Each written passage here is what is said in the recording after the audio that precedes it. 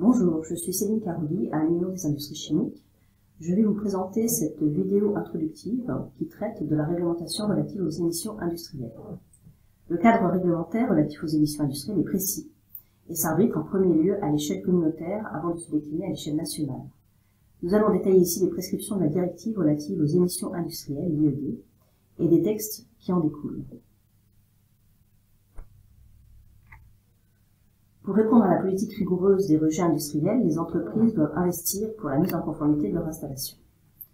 Elles sont en effet confrontées à des contraintes réglementaires relatives à la mise en œuvre des meilleures techniques disponibles, les MTD, et au respect de leur niveau d'émission associé. Nous allons détailler dans cette présentation les principes de la directive, les principes de révision périodique de l'autorisation d'exploiter et ce que c'est qu'un bref. La directive 2010-75 du 24 novembre 2010 relative aux émissions industrielles, dite IED, vise les activités industrielles polluantes. Elle est une refonte de la directive IPPC relative à la prévention et à la réduction intégrée de la pollution et intègre plusieurs autres directives relatives aux installations de combustion, aux installations d'incinération et de co-incinération de déchets, aux installations et activités utilisant des solvants organiques et aux installations produisant du dioxyde de titane. Elle vise les installations considérées comme ayant un impact sur l'environnement. Les secteurs visés sont détaillés en annexe 1 de l'IED. Industrie, activité énergétique, transformation de métaux, industrie minérale, etc. Industrie chimique, gestion des déchets et d'autres activités. On peut constater que la quasi-totalité des secteurs visés par l'IED ont des seuils d'assujettissement à l'IED. En revanche, pour les secteurs de la chimie, il n'y a pas de seuil à partir du moment où l'installation fabrique en quantité industrielle par transformation chimique ou biologique. Elle est soumise à l'IED. On notera également que le champ d'application de l'IED est tout à fait distinct des régimes qu'on connaît de la nomenclature des installations classées en France. Les installations classées en France sont donc soumises à des rubriques 1000, 2000 ou 4000, et, si elles sont soumises à l'IED, sont soumises à une rubrique 3000. Les grands principes de l'IED sont la prévention des pollutions, l'obligation de détenir une autorisation, et les valeurs limites d'émission des permis fondées sur les meilleures techniques disponibles. La prévention des pollutions est bien sûr le cœur de l'existence même de la directive relative aux émissions industrielles. L'obligation de détenir une autorisation d'exploiter et de la réexaminer régulièrement est à présent une obligation communautaire, mais qui existait bien sûr dans le droit français déjà, puisque toutes les ICPE ont, depuis de nombreuses années, des autorisations d'exploiter sous forme d'arrêté préfectoral. Le principe le plus important et le plus nouveau dans l'IED, c'est que les valeurs limites d'émissions qui apparaissent dans les autorisations d'exploiter doivent à présent être compatibles au niveau d'émissions associées aux meilleures techniques disponibles décrites dans les brefs. En effet, l'IED fait référence de façon très stricte aux brefs, ces documents de référence sur les meilleures techniques disponibles, les MTD. Les brefs décrivent donc des niveaux d'émissions associés aux meilleures techniques disponibles qui sont réglementairement contraignants. Pour être conforme, l'exploitant doit donc respecter les valeurs limites d'émissions qui se situent dans la fourchette de ces niveaux d'émissions associés aux MTD. Si l'exploitant ne peut pas être conforme, il doit faire une demande de dérogation. Ça reste exceptionnel et c'est tout à fait encadré par la directive. L'IED fait donc référence aux brefs de façon très stricte.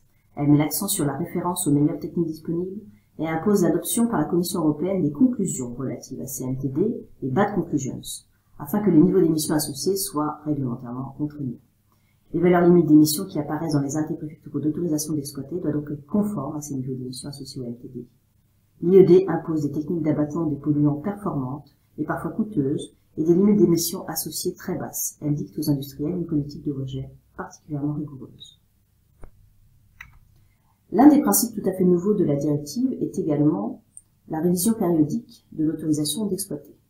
Tout d'abord, on notera que le bilan de fonctionnement tel qu'on le connaissait est totalement abandonné au profit d'un nouveau calendrier européen imposé par l'IED. La révision périodique de l'autorisation d'exploiter est détaillée dans l'IED dans son article 21, qui explique que l'exploitant a 4 ans pour se mettre en conformité avec les conclusions sur les MTD, 4 ans à compter de la publication des Bad Conclusions de l'activité principale. C'est-à-dire que c'est bien le bref de l'activité principale uniquement qui va déclencher la révision de l'autorisation d'exploiter. Et à compter de la date de publication des Bad Conclusions de cette activité principale, l'exploitant aura 4 ans pour se mettre en conformité. Il est très important de comprendre que la révision de l'arrêté préfectoral démarre à la publication des Bad Conclusions du bref de l'activité principale exclusivement. En pratique, et selon la réglementation française qui transpose l'IED, l'exploitant a 1 an pour déposer le dossier de réexamen à l'ADREAL, un dossier de réexamen qui sera complété par un rapport de base. L'ADREAL mettra au moins 1 an pour arrêter le permis d'exploiter, et l'exploitant n'aura plus que 2 ans pour faire ses études technico-économiques, ses choix, ses investissements et mettre en place les techniques.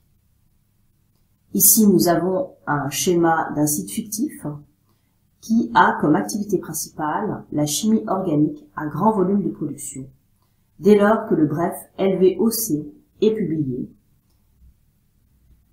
le calendrier démarre et il a alors 1 an pour déposer son dossier de réexamen auprès de l'autorité compétente. Ensuite, l'arrêté préfectoral est pris et il a 4 ans à compter de la date de publication des brefs de l'activité principale. Il a 4 ans pour se mettre totalement en conformité. En conformité vis-à-vis de la totalité des brefs auxquels il est soumis. Dans le cas de ce site fictif, l'activité principale est bien le bref LVOC, mais ce site a également une activité de chimie inorganique. Il a également une activité de combustion, il a également un traitement des effluents. Donc, il doit se conformer à la totalité de ces brefs, à partir du moment où il révise son autorisation d'exploiter sur la base du calendrier dicté, lui, uniquement par le bref de l'activité principale. On peut donc dire que le calendrier est très serré. On peut constater l'importance des brefs, dont les niveaux d'émission associés aux meilleures techniques disponibles sont réglementairement contraignants. Il est donc tout à fait nécessaire d'anticiper la révision des brefs pour prévoir les investissements nécessaires. Les brefs sont des documents de référence. Au total, nous avons 32 brefs, tous secteurs d'activité confondus. 27 brefs sont appelés des brefs verticaux, c'est-à-dire des brefs sectoriels qui traitent d'un secteur spécifique. 5 autres brefs sont dits des brefs horizontaux ou transversaux, c'est-à-dire qu'ils s'appliquent à l'ensemble des secteurs.